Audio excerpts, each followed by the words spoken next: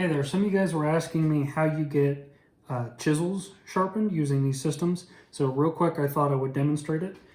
This is just a standard flattened woodworking chisel. I've had this one for quite a while, but I thought I would take you through it real quick.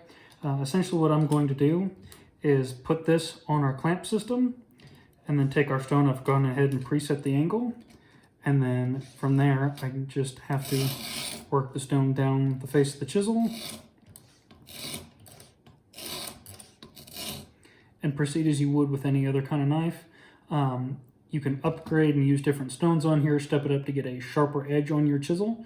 The other important piece to remember is that when you're done, I recommend flipping this over, and you're gonna have to come back across just in case of any burrs.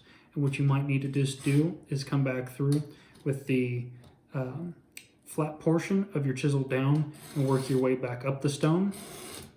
And that should help get your chisels back into shape.